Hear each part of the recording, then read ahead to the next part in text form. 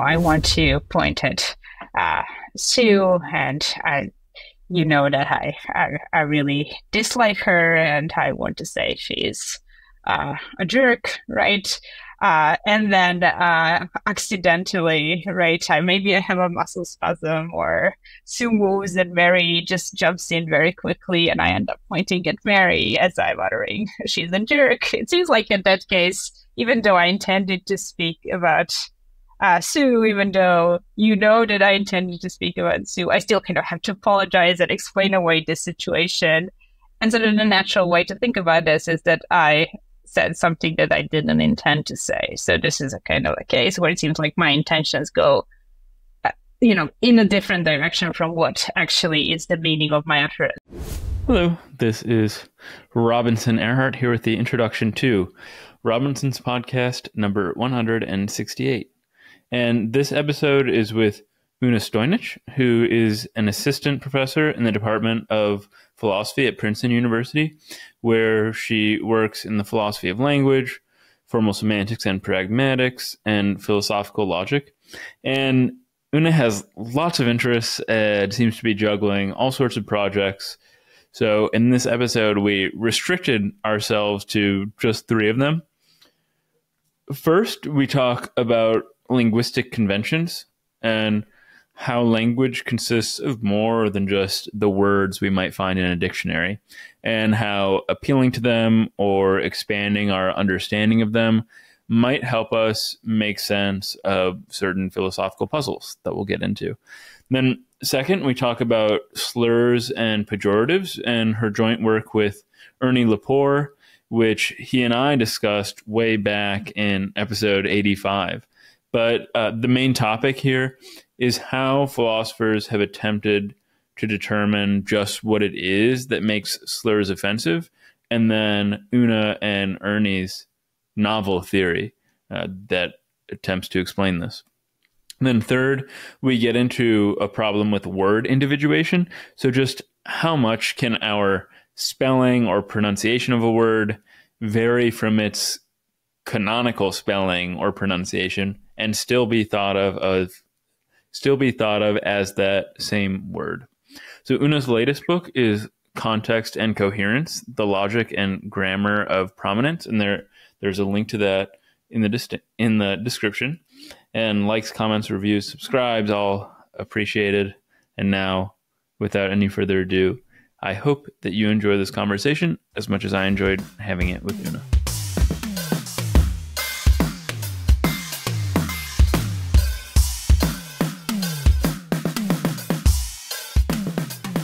I've spoken to two of your Jersey colleagues, Liz Camp and then Ernie Lepore, about the philosophy of language. And I probably asked them this same question, which was just what was it about the philosophy of language that drew you in?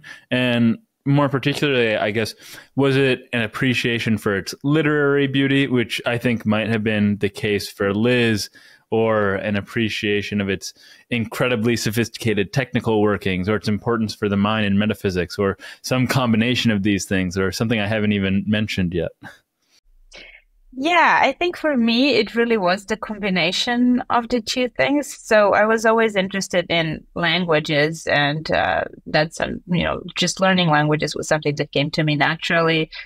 And I was interested in questions about communication, the subtlety of human communication. How is it that we are able to, convey our thoughts to one another through linguistic means, and what makes us capable of doing that? So those kinds of questions were always something that I was drawn in.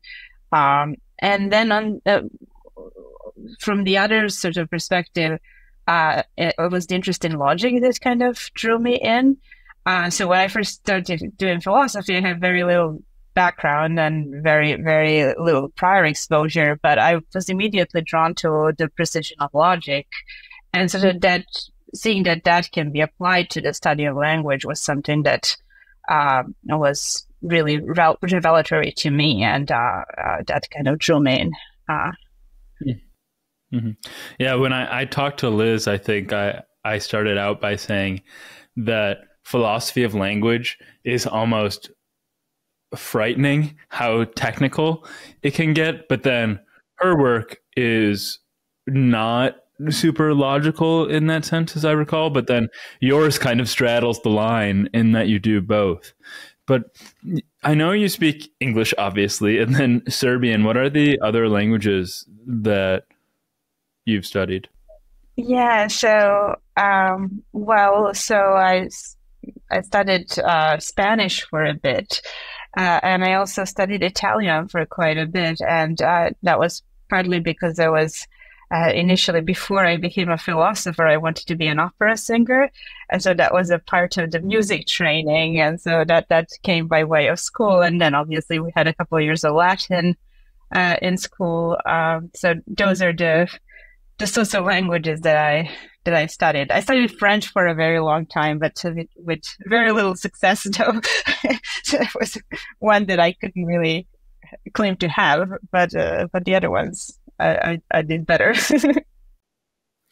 One language that I tried to learn, this is how I'm going to transition a little bit, is Hebrew, because when I was at Columbia before Stanford, where I am now, I studied with Chaim Gafman, and I thought he might want to speak Hebrew with me, but he had no interest. What I would try to speak Hebrew with him, and he would just totally ignore me. I see. Yeah. So, but I know that you were at Columbia before you were at Princeton, and our time didn't overlap at all. But did you work at all with him? Because I always love to hear Chaim Gafman stories, if anybody has them.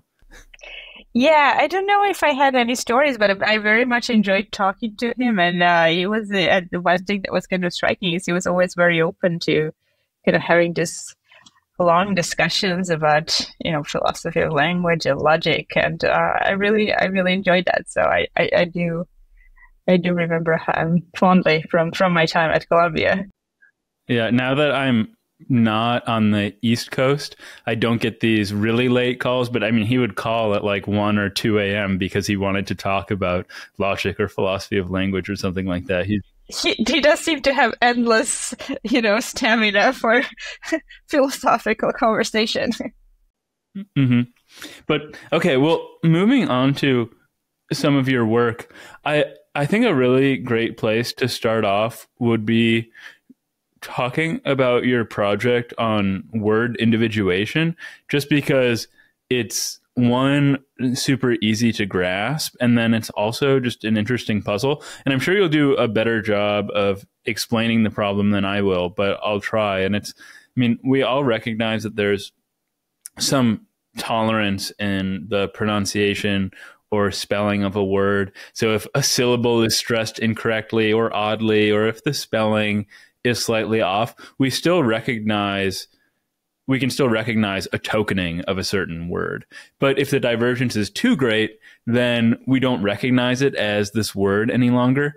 And this then raises the question then of how we should think of the dividing line and whether there is one. Is that how you think of this question?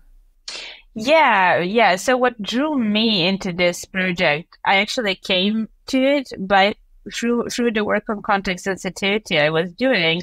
And the reason, sort of the path for me was I was arguing that there's very little mind reading there's very little work that mind reading does in fixing the meaning of our expressions.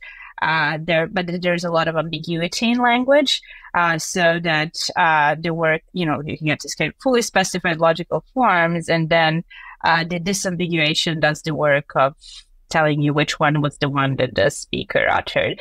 And that got me thinking into, well, what makes it so that a particular form is the one I uttered on a particular occasion of use? And one sort of stripped down version of that question is what makes it so that I uttered a particular word when I spoke rather than another. And the obvious point where this becomes puzzling is when we start thinking about homonyms, right? So what made it so that I uttered the word bank, meaning financial institution, not bank, meaning the river bank on an occasion of use?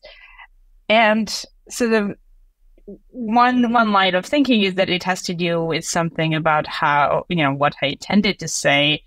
And then the thought is, well, but not everything goes. What comes out of my mouth sounds like banana, right? It can't be the word bank, right? Otherwise, I would. Yeah, yeah, And yeah. so that's a very natural starting point where a lot of people start, and then it's widely spread in the literature. But I came to think that it's wrong, and one place to kind of put pressure on this is precisely the one you mentioned. So, like, obviously, a word can be misspelled and mispronounced in various ways, and it can change in its spelling and pronunciation over time. It can change across different dialects, right? So it can be that the shape of a word is what determines the identity, shape of a sound or an inscription is what determines the identity of the token word that I uttered, right? Because it can vary so greatly. So there has to be something beyond that. And now this idea of tolerance then comes in by saying, well, maybe it's just, it has to sufficiently resemble by local standards.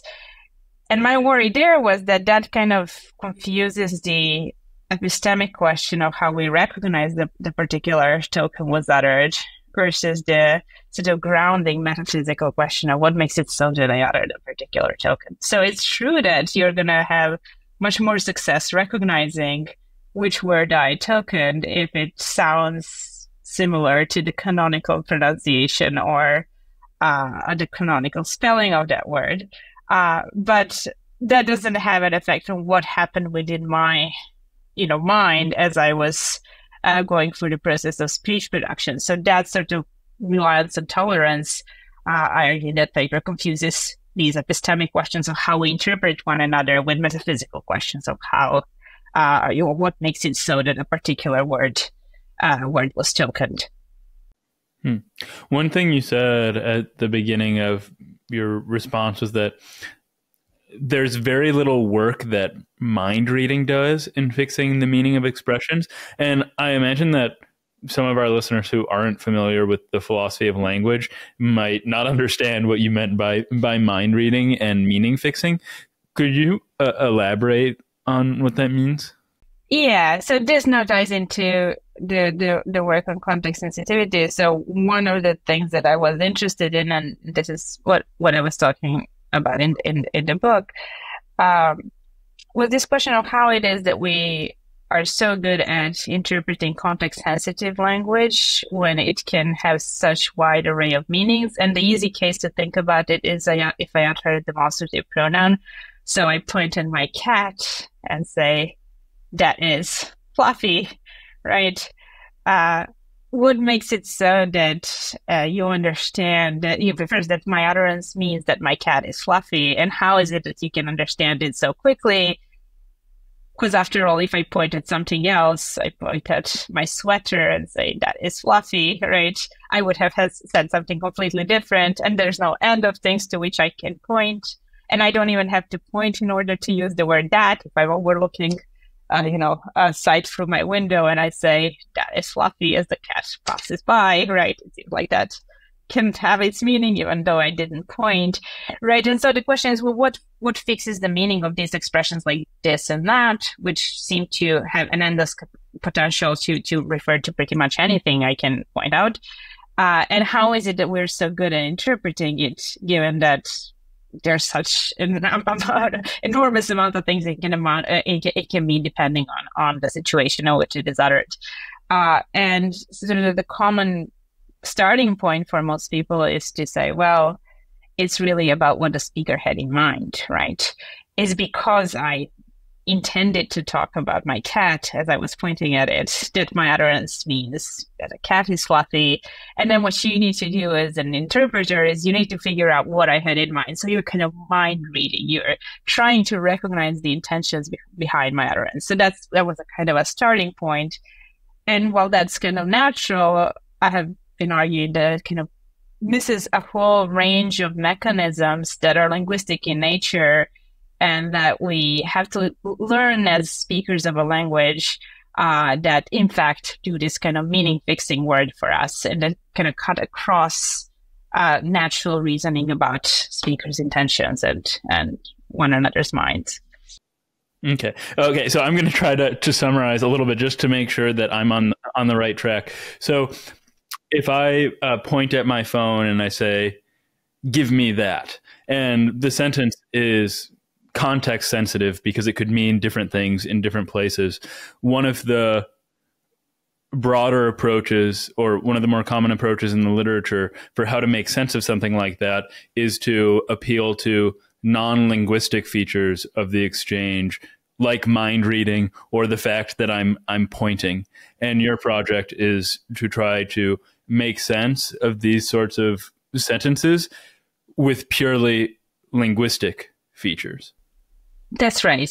So the thought was that the intention that I'm really doing the meaning fixing rule work, it's really the language that does it, the rules of language, by which I mean is that there's lots of conventionality that we rely on that are telling as to what the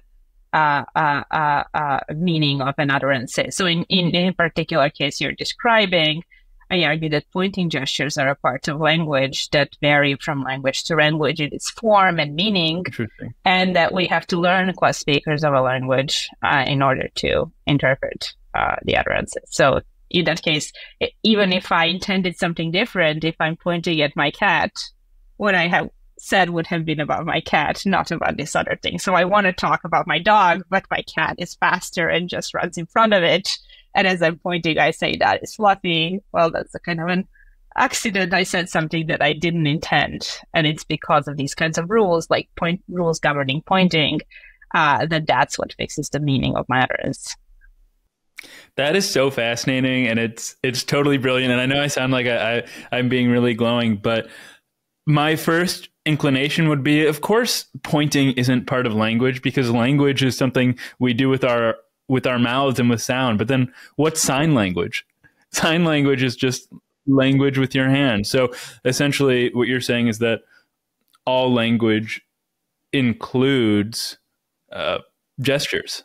And some, I mean, and it's more likely that, I mean, something very, pointing is probably something that might be common to all languages, but giving the middle finger or something might be unique to certain cultures.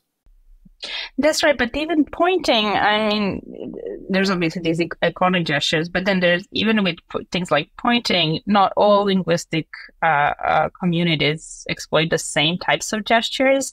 Not even pointings with so not everybody points with fingers. There's linguistic communities that use, say, for instance, lips or a particular type of gaze, or even within the communities that use finger pointing. Not every organization of a hand shape and fingers has the same meaning and interpretation. So even in English, we distinguish things like pointing with one finger versus pointing with an open hand, right? So one thing might mean I'm talking about this particular thing, as opposed to a thing that's an instantiation of a type.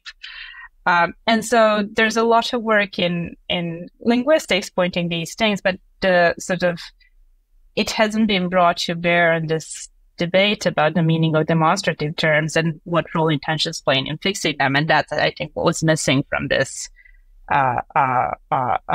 debate, recognizing the conventionality that this kind of wide variation across languages seems to be pointing to. It's funny that before we started talking, I said, "Well, I'd like to get to context at the end if we have a moment." But now it's front and center in the conversation. But so I know that we've stepped a bit away from fixing word tokens, but I mean, I want to dwell on this for a moment longer.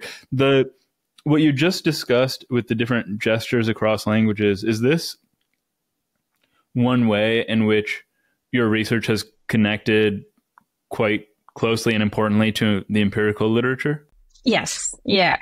So I think one of the things that was particularly important to this project of Context and Coherence is just precisely recognizing the breadth of conventionality both within the language and across languages, that is very easy to miss or to kind of assimilate to this kind of natural extra-linguistic cues that we just use to figure out what one another has in mind. So it might seem natural that, oh, what else would I be doing if I'm pointing other than singling out the thing I'm pointing at? But it turns out it's actually quite subtle as to what the meaning of a pointing gesture is, depending on its form and depending on the particular language that I speak or linguistic community that I belong to. And so that, I think, is precisely one place where this kind of cross-linguistic empirical research is central. Mm-hmm. The data can often be misleading, but I love when philosophers appeal to data. I mean, some might think that philosophy all has to be totally abstract, but it can really strengthen an argument, and I'm sure it does in this case, to be able to point to different languages and how the gestures are used, for instance. That's right, and the empirical research on this is very rich, and I think it's very important for philosophers to be aware of this and to kind of appeal to it in these debates. Are there ways in which it helps disprove or lower the credence in the alternatives? So the accounts that look for non-linguistic features to settle meaning? Well, I think there are conceptual issues as to what makes something linguistic versus non-linguistic. So what was important, what was sort of the reasoning behind my argument is that what makes sort of the question is whether something is a matter of general psychology and reasoning about one another's mental states, or whether it's something that you have to learn specifically as a speaker of a language, or whether it's underwritten by a convention. And what's meant by that is that in principle it could have been different. So the easiest case to think about is just if you think about the pairing of a particular word form and its meaning, right? So that the fact that the word cat denotes cats, right, is sort of an arbitrary conventional fact of English. It could have been otherwise. We could have used a different word, say dog, to refer to cats. We just don't do it that way. And so this kind of arbitrariness is a hallmark of conventionality, which tells you that you can't just by way of general logic of the situation that is given to you by extra linguistic resources figure out what the intended meaning is. You actually have to appeal to a pairing of a form and a meaning that you learn as a matter of a convention. So that's really it's more conventionality versus non-conventionality than this sort of kind of linguistic versus non-linguistic thing that is at play here. And so I take that to be a criterion by which one can judge these types of cases. And then you also always want to kind of, to make it concrete, right? You want to think about specific cases, right? So the sort of a case I like to think about is this kind of cases of accidental meanings or non-intended meanings, which I think are telling. So, I want to point at Sue, and that I really dislike her, and I want to say she's a jerk, right? And then accidentally, right, maybe I have a muscle spasm, or Sue moves and Mary just jumps in very quickly, and I end up pointing at Mary as I'm uttering she's a jerk. It seems like in that case, even though I intended to speak about Sue, even though that I intended to speak about Sue, I still kind of have to apologize and explain away this situation. And so the natural way to think about this is that I said something that I didn't intend to say. So this is a kind of a case where it seems like my intentions go, in a different direction from what actually is the meaning of my utterance. So I think those kinds of cases for me are telling that these sorts of overt cues, which I think are conventionalized, are really what is doing the meaning determining work. And because they're conventionalized, I think they're also linguistic in this relevant sense. Mm-hmm. No, that's another really compelling example. And I think the first pointing example, pointing to my phone, is a case that, it quite strongly demonstrates how a feature of language can fix meaning in a context that we don't have to appeal to mind reading or other non-linguistic features. But before we get back to word tokening, I'm wondering whether there are any other striking examples other than pointing where we can fix meaning with appeal to a discourse convention rather than having to talk about something non-linguistic. So one type of a sort of one class of these types of rules that I uh, draw on a lot in this work are these rules by which discourses are structured that tell you how individual utterances are connected together. So here I'm drawing on work in coherence theory, which originated in AI research. But the idea is, so to give you a simple kind of a case, just to have a sense of what types of things I'm talking about. So if I tell you, John took a train from Paris to Istanbul, he has family there. That's a perfectly natural thing to say. But if I tell you, John took a train from Paris to Istanbul, he likes spinach, that's suddenly very weird, right? So Yes. what makes one thing a natural thing and the other kind of a weird thing to say? Well, we normally interpret the discourse as organized a certain way. So we don't just randomly,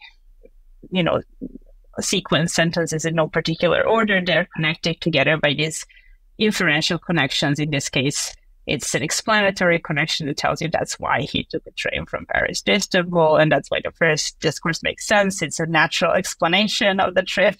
Whereas in the other case, you're kind of wondering, how does preference for spinach explain train trips? It's a weird way to give an explanatory discourse.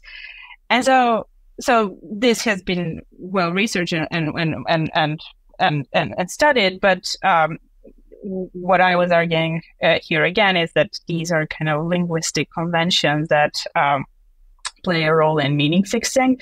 And one type of a striking example of this sort that is similar to the pointing case that I was describing earlier is if you think about certain kind of relations that you would expect would be available, but you don't find them easily. So suppose I tell you, John shot Bill, he died. That's a natural way of describing a result of an event, right? But if I tell you now John shot Bill, he was dead.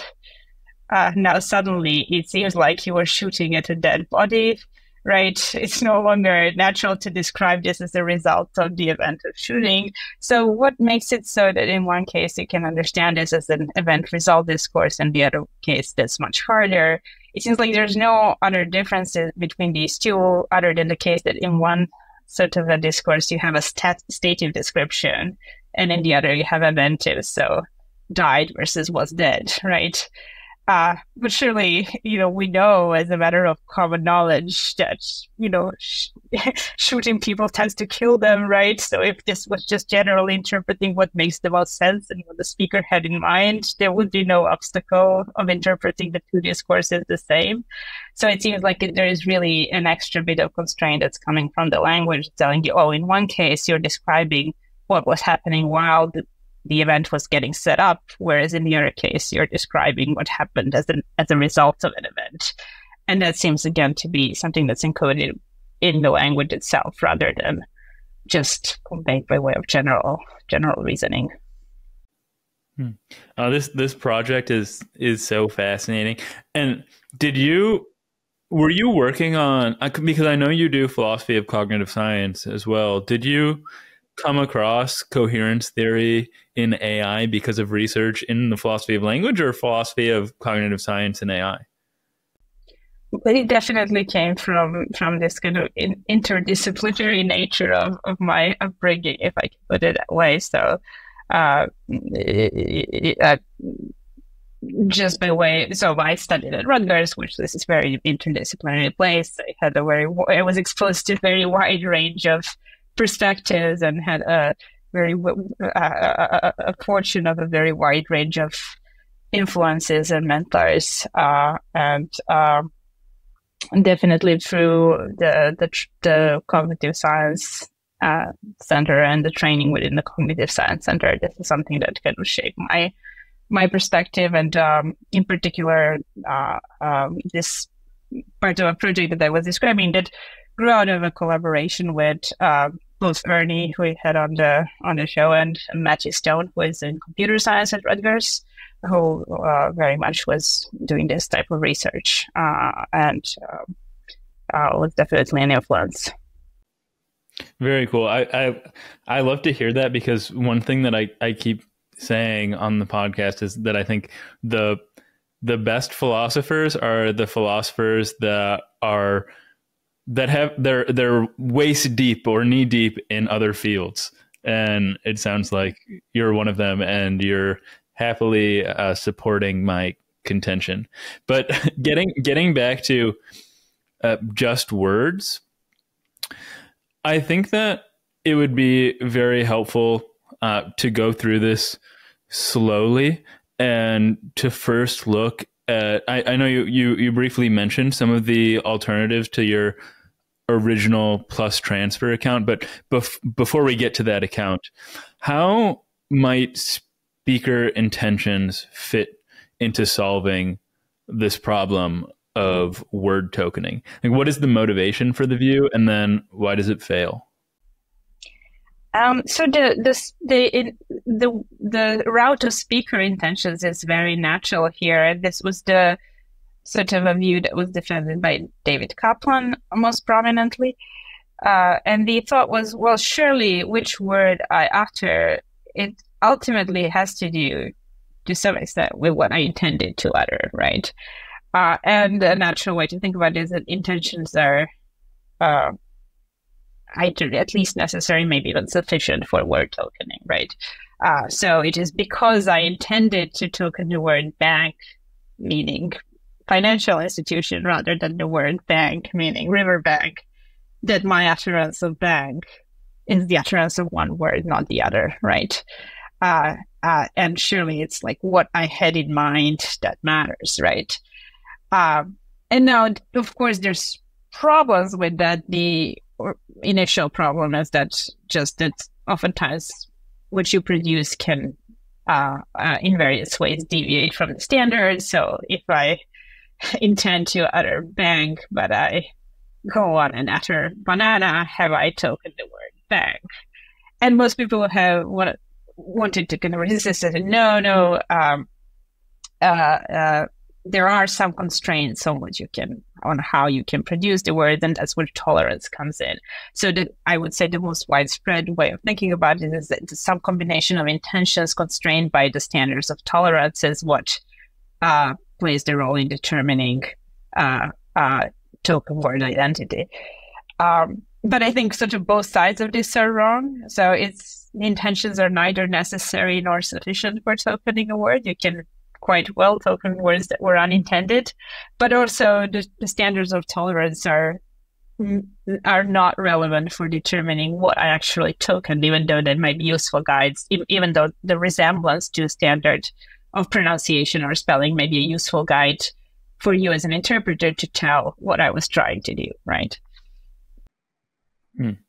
So again, just to summarize maybe, so one way of motivating the account naturally is that even though, I mean, you have a slight accent, so maybe your pronunciation is ever so slightly different from the canonical pronunciation, or maybe a child might misspell on a spelling test, I deposit money at the bank, and they spell it with a C. Because of their intentions, that's how the interpreter knows what word they're tokening. That's right. So the thought is, the standard answer to this is that what you intended is ultimately what determines what you tokened. And then the thought is, well, that's not sufficient, right? Because you can misspell and mispronounce, so you have to constrain it in some way. So the reason why when I say, so they would say that when I say banana, that cannot be a token of the word cat, because it doesn't resemble sufficiently the standards of the linguistic community within which it is produced, right? It's not sufficiently similar to the canonical spelling of bank or a pronunciation of bank if I say banana, right? So that's a kind of a standard way of approaching this. And then what I have been arguing is that neither intentions nor tolerance either are necessary or jointly sufficient for word identity. So you can token words that are non-intended, and you can also mispronounce them as badly as you like and still be tokening them.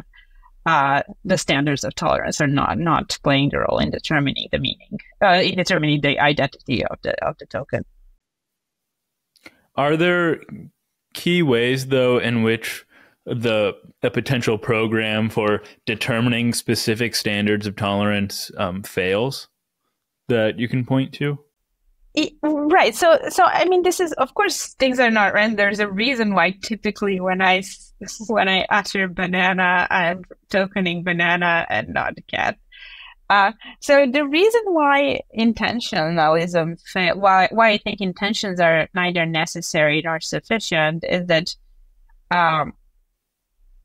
you can sort of accidentally token a non-intended word. So to see this is it's easy to think about the semantic exchange errors. So those are the kinds of slips of tongue, right, where you intend to say one thing but accidentally say another.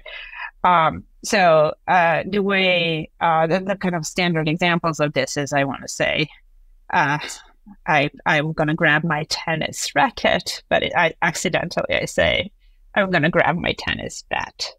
And so the thought there is that my intended word was racket, and that activated a certain item within my mental lexicon, but that also co-activates semantically connected terms, so semantically connected items, and oftentimes one of those can beat out the intended target and be selected accidentally, as it were.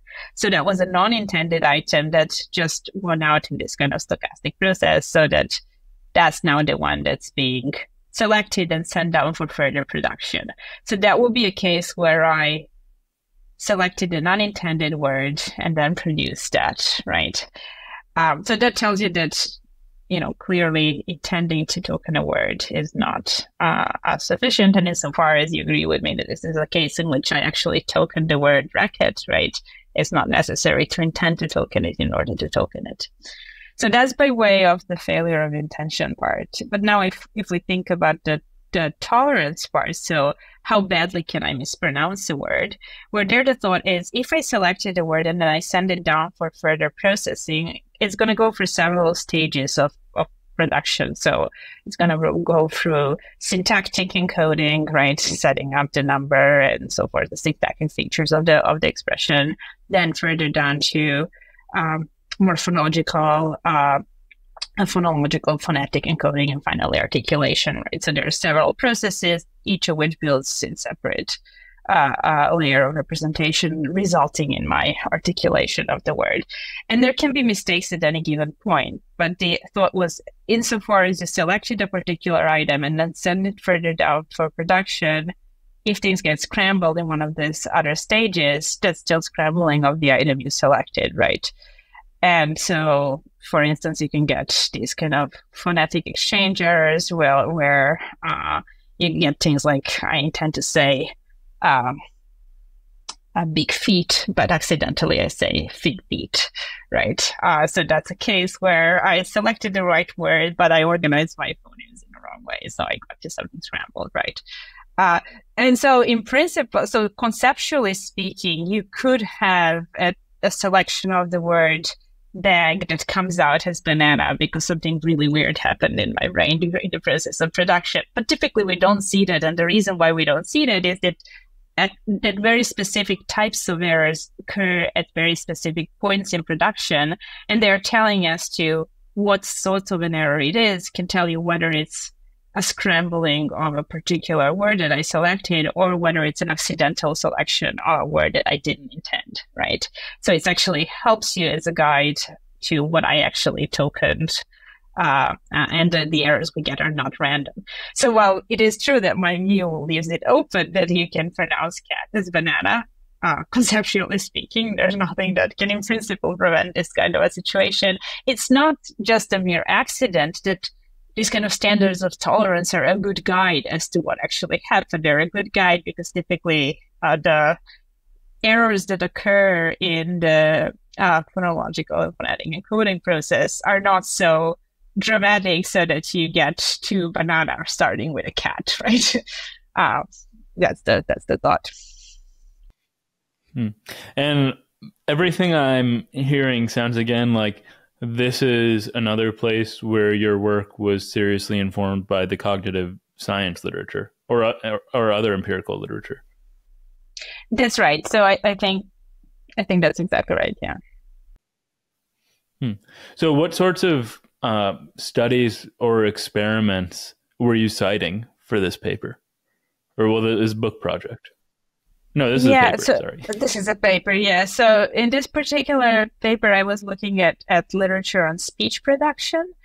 And this is again a wide area of research. And really what I was looking for is, so this kind of appeal to intentions. I mean, it's a very natural starting point, but it's also one that kind of abstracts away from what goes on in the mind as you kind of go to token a particular word. So of course, at a very high level of description, what you intend matters for what you're going to say. And typically if things go right, your intended message is going to find its intended expression, which is going to be organized in the intended way and result in the articulation you would expect, right? So normally things are in sync. But drawing on this literature on speech production, right? I think we can kind of see that there's more complexity to that kind of a process than just like, okay, I intend to produce a word that out comes an expression. There's several layers of these types of representations that you have to go through. And that was something that I think was crucial that's crucial for getting the story exactly right.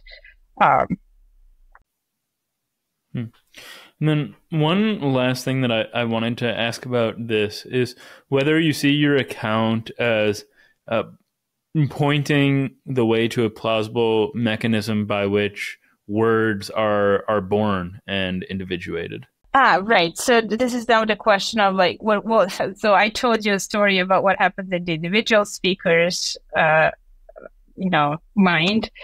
But of course, that's just my mind. What makes it so that what happens in my mind is a tokening of the same expression as the one in your mind. So I say which word I token, depends on which word was selected from my mental lexicon. But of course, when is that the case that both your utterance and mine are of the same word? Well, then it depends on what each of us, the item we each of us selected from our mental lexicons and what makes those the same. There I'd say was a kind of causal story that connects the item from each individual speaker's mental lexicon to the original event of word coining, right? So the thought is just this kind of originalized sort of a picture that is in certain sense akin to the originalism that you see in David Kaplan, but where we have to think about the originating event in a slightly different way. But the basic story is just this: at some point, somebody introduces an expression into a language that's a coining event, and then that expression gets transferred through linguistic community through causal and historical social connections, right, by being used within the linguistic community. When I'm exposed to a word, say for the first time when I learned an expression, that expression is then represented within my mental lexicon, and I can then draw on that in my speech production. And when we both learn a word, if our items in our mental lexicons that we stored as we learned it can be traced down to the same coining event, that makes it so that it's the same expression. So that's a sort of a basic story, but now the question then becomes, well, what is it? What makes it so that a particular word is coined, and what happens when you have this kind of weird changes through history? There, what I argue is that once you have a change in the meaning, you have a new coining of an expression. So coining can happen tacitly without anybody intending to introduce a new word. It can be introduced on the fly through, casual conversation. Maybe even the speaker might not understand that they're actually introducing a new expression. So this is a lot more flexible than some kind of baptism procedure where a word is officially introduced into a language. The word baptism signals Kripke's influence in all of this. So it's a bit of it's a twist or a development on Kripke and Kaplan. That's right. So Kaplan's originalism dances very well with kind of Kripkean sort of originalism, what Kripke was mostly concerned with was kind of meaning determination. So like a meaning gets established by an event of baptism and then gets transferred to a linguistic community. And then the question repeats itself at the level of expressions themselves. So when you introduce an expression, now what makes it so that that expression continues its life through, time and space? Well, it's again this kind of causal historical picture that Kaplan is offering, and these two go very naturally hand in hand together. Well, this talk of expressions is going to be my not so smooth segue into another topic. And as I mentioned before we spoke, Ernie Lepore and I already talked a bit about your joint work on a certain sort of expressions, so slurs and pejoratives. But since it's been about 100 episodes now, I'd like to dig into it again a little bit with fresh eyes and ears. And first off, how do slurs relate to pejoratives more generally? And then what is the puzzle or problem that philosophers have been dealing with regarding them? Right. So this is actually a really complex question on what makes something a slur.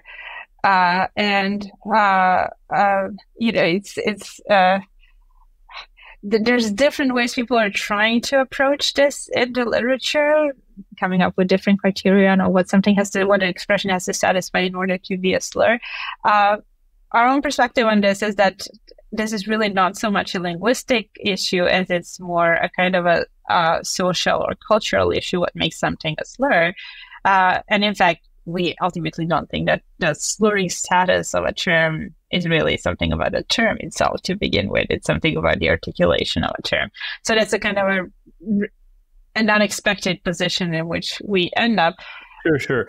I just meant more conventionally what slur, like how people just in general think of slurs and pejoratives in their relationship.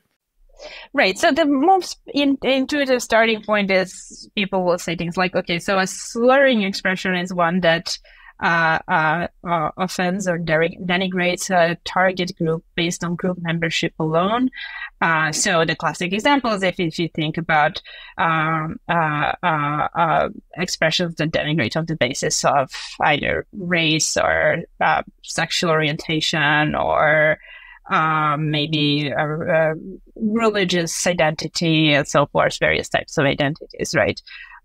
And so that would be a starting point. What makes it so that these expressions are so explosive and offensive, and which aspect of their behavior is responsive for this kind of inflammatory nature that they have, but that they offend on the basis of these kind of identity descriptors, right?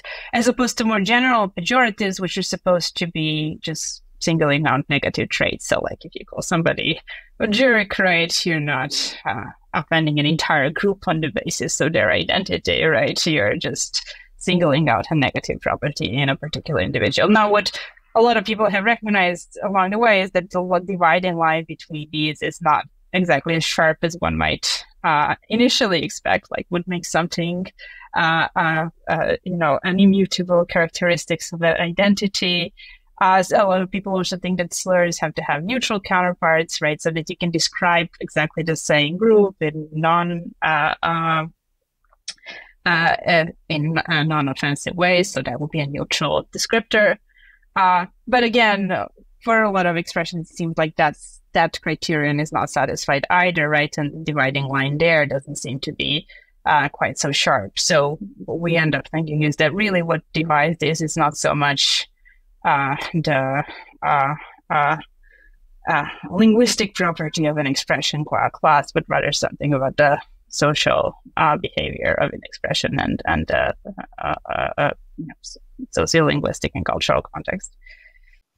Mm-hmm. Because the articulation is in itself offensive, and we'll get to that later. You two, in your book, you don't actually articulate by writing, of course, any of these slurs, but instead you use the term you used the term mudblood, and I'm wondering if that was your inclusion? Yeah. So what I realized is that our theory kind of has this implication that it is so. Ultimately, when we argue just this, so that this is clear. What we argue is that it's really the articulation or certain of the canonical articulations of an expression that trigger certain negative associations, right? That in turn are responsive for this, what we call the offensive potential of a slur term. So that doesn't mean that every time you have an articulation, you're offending somebody, but it means that you can trigger certain kinds of associations that can be exploited for a particular effect, right? Which the neutral articulation wouldn't have, right? And so that is why we decided not to adjudicate our. So that doesn't mean that every time you print a slur term, you're automatically doing something objectionable. These questions about whether something is objectionable or not are kind of downstream from the fact that you trigger a particular effect. And so what we realized is that by printing these expressions by our very own theory, we would be unleashing these associations, right? And so having to judge ourselves whether the effect in this case, triggering the effect in this case, is warranted or not. So we decided not to do that. And that's why we appeal to these kinds of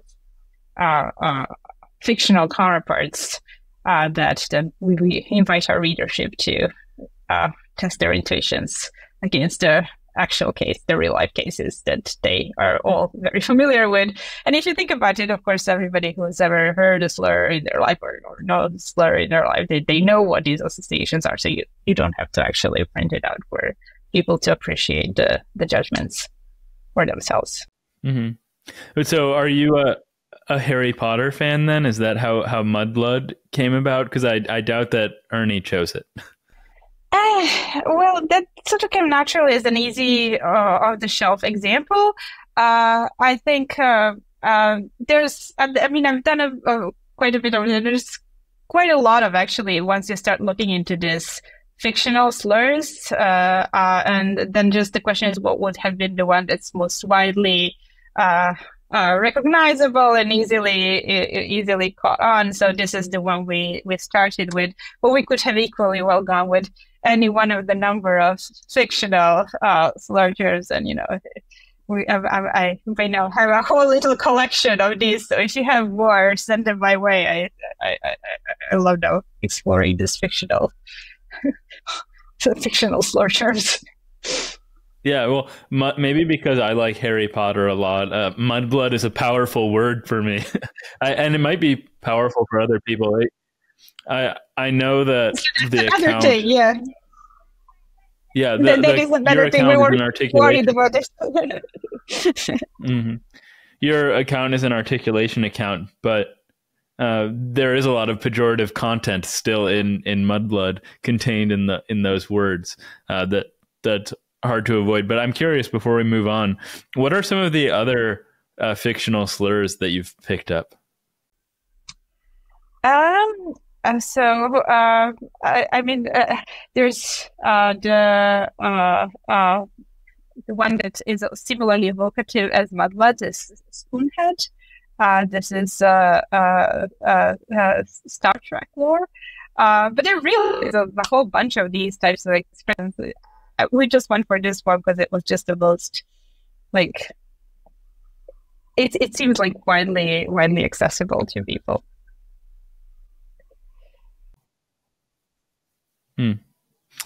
So just like we did with the word tokening and fixing meaning, I'd like to talk about some of the accounts that don't work for slurs. So to that purpose, I mean, what are the pejorative content accounts of slurs, and why do you think that these fail? Well, so it's a very natural starting point to think that this got to have something to do with the meaning of an expression. So what is it that makes it so that the slur is offensive? It's got to be about what it means, right?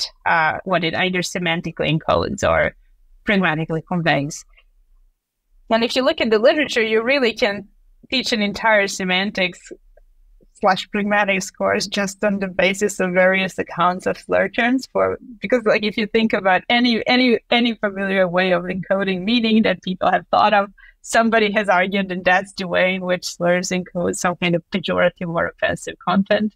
So you have the truth conditional accounts that they just predicate something offensive. Then you have presuppositional accounts that say they presuppose something offensive or pejorative, right? Or then you have conventional implicature accounts that say they implicate something offensive, just as, and then but might have the same truth conditional meaning, but maybe they differ in their implicated meaning. Then there's people who think it's a conversational implicature. It's a pragmatic inference that there is something offensive in using a term. Maybe you're implicating that you're agreeing with the particular type of bigoted worldview, right? And that's what's offensive. So really, by way of any of the familiar ways of conveying content, somebody has argued that that's how slurs operate. And I think that's a very natural starting point, and especially if you're starting from the perspective of philosophy of language and linguistics, that's where you would start. That's kind of your wheelhouse. But what we argue is that sort of starting assumption that that's where we're going to find the explanation, that's what kind of took things the wrong way. And if you look carefully at the behavior of these expressions, really none of these ways of encoding meaning can explain the full range of behavior of these terms, the full range of data that we see. Well, I can confirm what you said about a pragmatics and semantics course because I spoke to the chair of the linguistics department here at Stanford, Chris Potts, and I looked at his semantics and pragmatics course, and he teaches a lot about slurs. He uses those as a major example. But so one other class of accounts that I don't think you just mentioned include prohibitionism and pejorative tone. And what are those accounts? Why do they not fit the bill? Right. So I wouldn't classify those accounts as meaning accounts because they explicitly argue it's not about the meaning of an expression. And they do so in different ways, right? So the prohibitionist account tells you there isn't really anything special about the meaning of these terms or their pragmatic behavior. It's rather that they're simply taboo, right? So they're prohibited words. That's why it's called prohibitionism. And that can be prohibited for any number of reasons. Most notably, a group can kind of disallow the term or reject it as a term of self-designation, and that establishes it as a kind of a taboo expression, right? And then the thought is that what makes it offensive is that it's a violation of this prohibition, right? So you're violating a taboo, and that what creates an effect, right? So there, the thought is it's not a meaning account because it doesn't posit any kind of negative meaning to a term insofar as the meaning goes. The slur term can be completely synonymous with a neutral term. It's just that one is taboo, the other isn't. So, and what we think goes wrong with that type of a view is that just doesn't so there's several things that I think are problematic there. But to first approximation, it seems like something's missing. One type of a criticism that's often raised is that the account doesn't explain why that there's something wrong with slur terms, which is why they become taboo. They rather say they're slurs because they're taboo. And that seems to get things somehow backwards.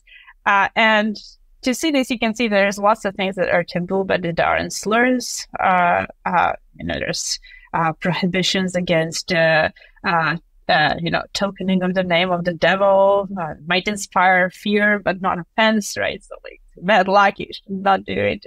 Or prohibitions against tokening the name of God. So that's blasphemy, right? But it's not like the expression is a slur term. It's a taboo term, but the violation has a very different effect. So it cannot just be that you're violating a prohibition that explains why the offense, right? Why there is this kind of offensive effect, right?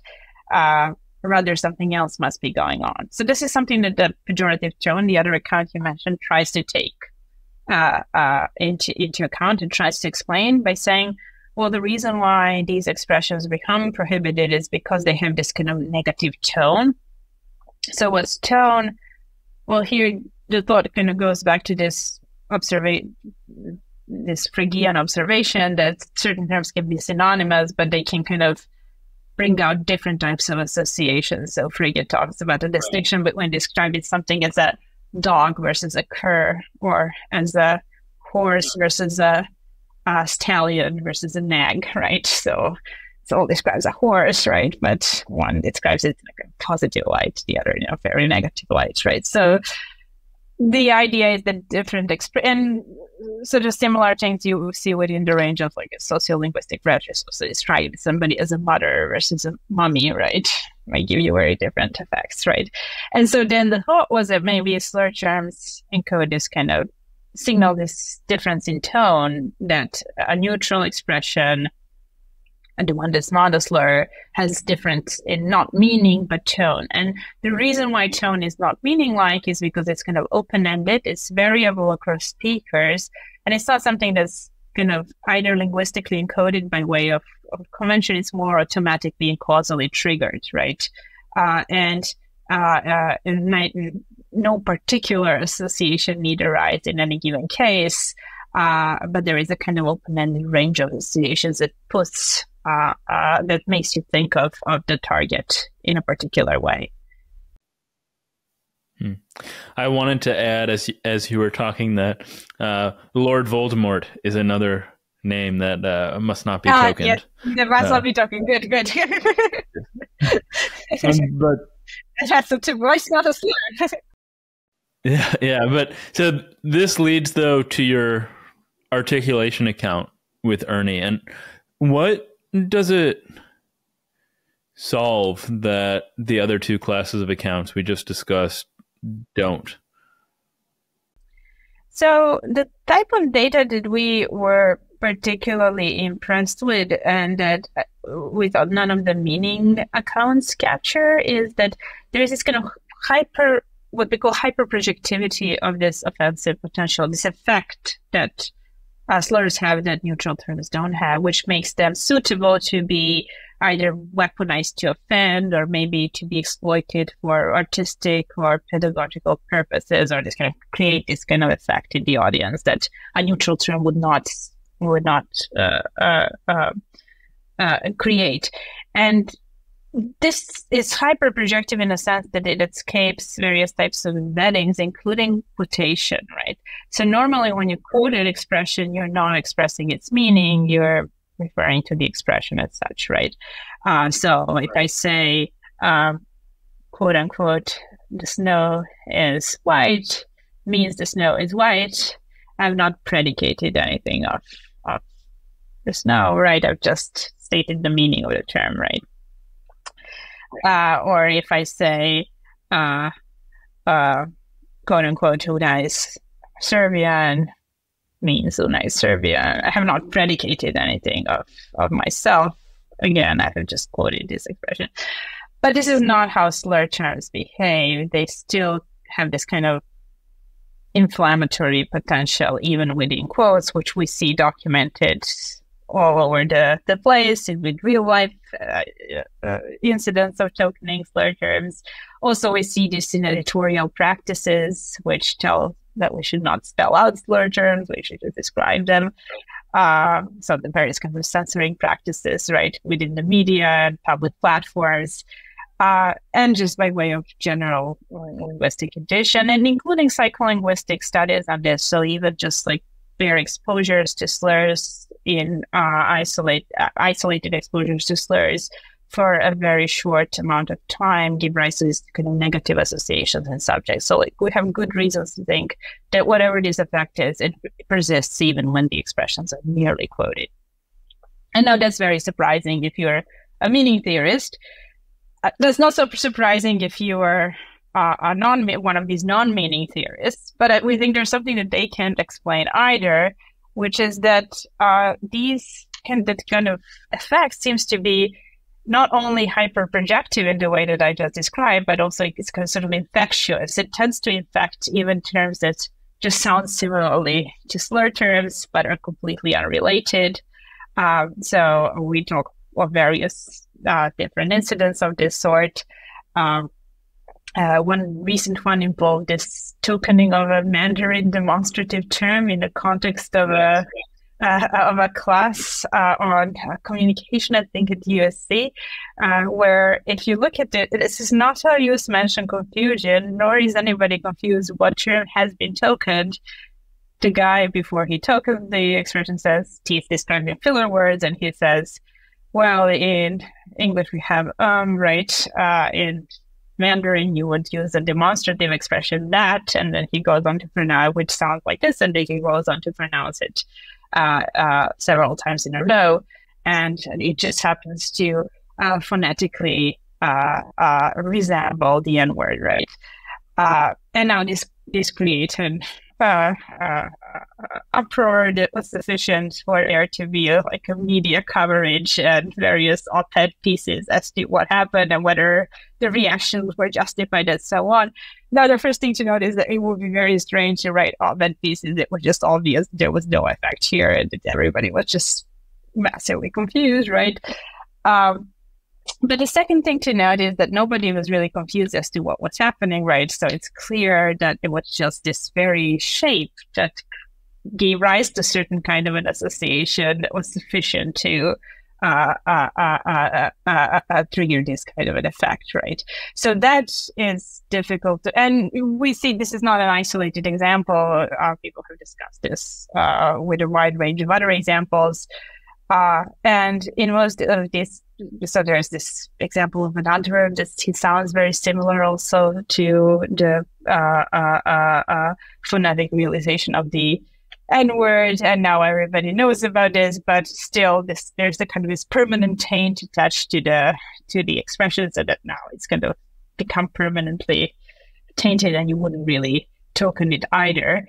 And again, it's not a use mention confusion because everybody understands what exactly the word is, that they're etymologically and semantically unrelated, but nevertheless, there is this kind of inheritance of the effect. Now, again, we're not interested in the normative questions of whether, tokenings of these expressions are blameworthy or there's anything wrong with them or how we should be thinking about what the speaker is doing and so forth. So none of that is, none of that is the, all of it is kind of downstream from the fact that the effect transpires. We're just interested in what makes it so that the effect transpires in the first place, that we can ask all these downstream questions about it. And finally, we also see that there's variation in the potential in presence and severity of the offensive effect, even in various articulations of a single expression. So we talk about various instances of this. For instance, if you think about the use of a censoring asterisk, it's supposed to soften the blow of an expression, right? Makes it less offensive. But of course, it's the same expression. It means exactly the same. So putting an asterisk there to censor it doesn't really change the identity of an expression, but it's supposed to make it less, or mince those. So uses of things like friggin, right, or shoot, right? So those are, again, meant to be variations of spelling and pronunciation, which create a change in the effect, but not a change in either meaning or word identity. And I think the most sort of striking example of this is the phenomenon of graphic pejoratives in logographic languages like Mandarin. So there you can have a single expression that's offensive, that can be written two different ways with two different combinations of phonosemantic characters, right? Compounds. That are pronounced exactly the same way and that are offensive only when written and only when written of one of the two ways, right? So a lot of exonyms were of this sort, and there was this kind of expunging of the offensive spelling that and replacing it with the non-offensive one that was supposed to remove the effect. Again, that's very surprising because the word is presumably whatever it means, regardless of how it's pronounced or spelled. It is the word it is regardless of how it is pronounced or spelled, but nevertheless it varies in its effect depending on how it's rendered, and we think that's very telling as to the source of these kind of offensive associations that we think are responsible for the effect of slurs. I think the hyperprojectivity is an amazing sort of property to have discovered because it explains something very puzzling. I mean, why these words can't just be scare quoted or quoted at all. But something that I am wondering, and the articulation account explains the hyperprojectivity, but something that I'm wondering, and I'm not sure if I can phrase the question the way I would like to, but do you have any idea why it is that slurs of all words have this sort of articulation component whereby, for instance, hyperprojectivity applies to them and not other words? Mm-hmm. So this kind of, I think, at this point, it's important to kind of go back to this idea of what exactly are slurs, and I think this kind of dividing line is not so sharp. I think this phenomenon of association is pretty widespread. In principle, any word can have associations, right?